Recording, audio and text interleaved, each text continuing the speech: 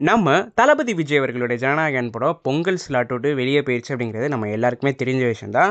So இந்த நிலையில் தமிழ் சினிமாவுடைய முக்கியமான 2 படங்கள் இந்த பொங்கலுக்கு ரிலீஸ் ஆக போகுது அப்படி தான் சொல்லியாகணும்.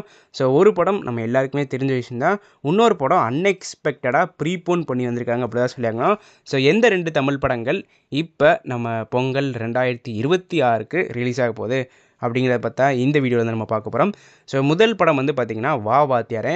இந்த படம் வந்து பார்த்திங்கன்னா டிசம்பர் மாதம் ரிலீஸ் ஆக வேண்டியதாக இருந்துச்சு. பட் ப்ரொடியூசருக்கு வந்து பார்த்திங்கன்னா ஒரு சில கடன் பிரச்சனைகள் இருந்தனால ஹைகோர்ட் வந்து இந்த படத்தை ரிலீஸ் பண்ணக்கூடாது, எப்போ ப்ரொடக்ஷன் டீம் அந்த கடன் வந்து அடைக்கிறாங்களோ அப்போ தான் இந்த படத்தை ரிலீஸ் பண்ண முடியும் அப்படிங்கிறத வந்து சொன்னாங்க. ஸோ இப்போ ப்ரொடக்ஷன் டீம் அந்த கடன் எல்லாத்தையும் அடைச்சிட்டாங்க. அவங்க அடைச்ச பிறகு இந்த படத்தை வந்து எப்போ ரிலீஸ் பண்ணலாம் அப்படிங்கிற வெயிட்டிங்கில் இருந்தாங்க. அந்த வெயிட்டிங்கில் இப்போ வந்து திடீர்னு ஜனநாயகன் படம் போஸ்ட்பாண்டு சொன்னோன்னே அந்த டேட்டை வந்து பார்த்திங்கன்னா வாவாத்தியார் டீம் வந்து லாக் பண்ணிட்டாங்க அப்படி தான் சொல்லியாகணும். இது வந்து கார்த்தி அவர்களுக்கு ஒரு ஜாக்பாட், அதேமாரி ப்ரொடக்ஷன் டீமுக்கு ஒரு ஜாக்பாட். இப்போ தான் வந்து கடன்லாம் அடைச்சிட்டு எந்த படம் வந்து நமக்கு ஒரு ப்ராஃபிட்டபுளாக இருக்கும் அப்படின்னு வந்து யோசிச்சுருப்பாங்க. ஸோ அந்த டைமில் ஒரு ஜாக்பாட் மாரி பொங்கல் ஹாலிடேஸ் லம்பாக கிடச்சிருக்கு அப்படி தான் சொல்லியாகணும். ஸோ இந்த ஒரு 5 டேஸ் வந்து பார்த்திங்கன்னா உங்களுக்கு பராசக்தி பயங்கரமாக தியேட்டரில் ஓடி ஒரு சூப்பர் வசூல் வந்து எடுத்துடும். ஸோ அதுக்கப்புறம் இப்போ வந்து வாவாத்தியார் ஜனவரி 14th வந்து ரிலீஸ் ஆக போகுது.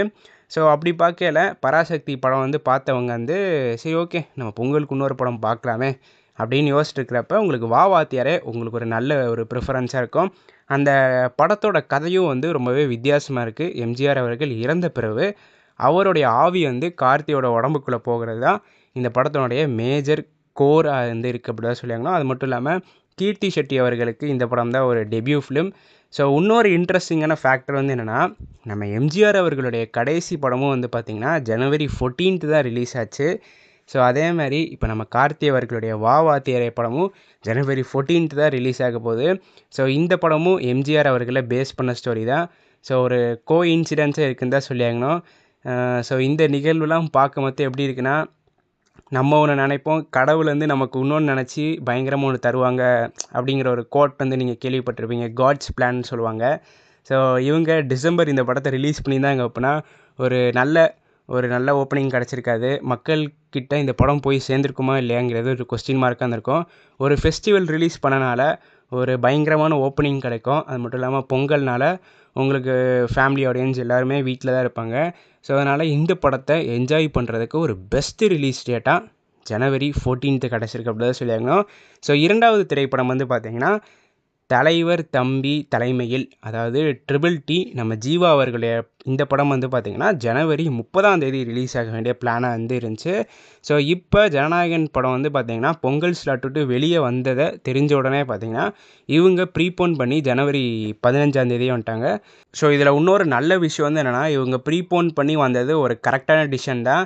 ஏன்னா ஜனநாயகன் படம் வந்து பார்த்திங்கன்னா உங்களுக்கு பிப்ரவரி ஸ்டார்டிங் இல்லைனா ஜனவரி எண்டிங்கில் தான் ரிலீஸ் ஆகிறதுக்கான சான்ஸ் வந்து இருக்குது. ஏன்னா அந்த படத்தினுடைய நெக்ஸ்ட் ஹியரிங் வந்து பார்த்திங்கன்னா ஜனவரி 21 சொல்லியிருக்காங்க. மோஸ்ட் ப்ராபப்லி அந்த டைமில் சென்சார் சர்டிஃபிகேட் கொடுத்துருவாங்கன்னு நினைக்கிறேன். ஒரு பாசிட்டிவ் வைப்ஸ்லேயே இருக்கலாம். ஸோ அப்படி ஒரு வேளை அந்த டைம் கொடுத்தாங்க அப்படின்னா உங்களுக்கு ஜனவரி எண்ட் இல்லைனா பிப்ரவரி ஸ்டார்டிங் தான் படம் வந்து ரிலீஸ் பண்ணுவாங்க. அந்த டைம் ஜீவா அவர்கள் அவரோட படத்தை ரிலீஸ் பண்ணார் அப்படின்னா மக்கள் மத்தியில் அவருக்கு ஒரு நல்ல ரெகக்னைசேஷன் இந்த படத்துக்கு வந்து கிடைக்காது. ஸோ அதனால் இந்த படத்தை வந்து ப்ரீபோன் பண்ணி கொண்டு வந்தது ஒரு பெஸ்ட் டிசிஷன் அப்படி தான் சொல்லுவாங்க. அது மட்டும் இல்லாமல் இது ஒரு நல்ல பொலிட்டிக்கல் ட்ராமா.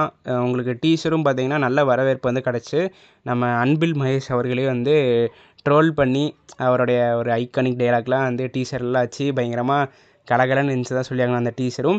ஸோ இந்த படத்துக்கும் ஒரு நல்ல எக்ஸ்பெக்டேஷன்ஸ் வந்து இருக்குது. ஸோ அதனால் இந்த படமும் பொங்கலுக்கு ரிலீஸ் ஆகிறது எனக்கு தெரிஞ்சு கரெக்டாக அப்படி தான் சொல்லியாங்கணும். அதேமாதிரி இவங்க ப்ரீபோன் பண்ணதுக்கு ஒரு ஸ்டேட்மெண்ட் மாதிரி ஒன்று ரிலீஸ் பண்ணியிருந்தாங்க. அதுலேயும் இன்டெரக்டாக சொல்லியிருந்தாங்க, ஜனநாயகன் படம் வந்து பொங்கல் ஸ்லாட் விட்டு வெளில போனனால தான் நாங்கள் வந்து இப்போ உள்ளே வந்து ரிலீஸ் பண்ணுறோம் அப்படின்னு. ஸோ இந்த 2 திரைப்படத்துக்குமே ஒரு ஜாக்பாட் ரிலீஸ் அப்படி தான் சொல்லியாங்கன்னா வா வாத்தியார் அண்டு ட்ரிபிள் டி. ஏன்னா உங்களுக்கு பொங்கல் ரிலீஸ் ஒரு நல்ல ஆடியன்ஸ் வரவேற்பு வந்து கிடைக்கும். அது மட்டும் இல்லாமல் வசூலும் நல்லா வந்து எடுக்கும். இந்த 2 படமுமே கதை நல்லா இருந்துச்சு அப்படின்னா ஒரு பிக் பிளாக் பஸ்டர் எடுக்கும் அப்படி தான் சொல்லியாங்க. இந்த பொங்கலுக்கு பராசக்தி திரைப்படம் மட்டும் பார்க்காம நம்ம வா வாத்தியாராக இருக்கட்டும் இல்லை ட்ரிபிள் டியாக இருக்கட்டும் இந்த 2 படத்தையும் பார்த்து முக்கியமாக சப்போர்ட் பண்ணுங்கள் அப்படிங்கிறத சொல்லிட்டு இந்த வீடியோ வந்து நான் முடிச்சுக்கிறேன்.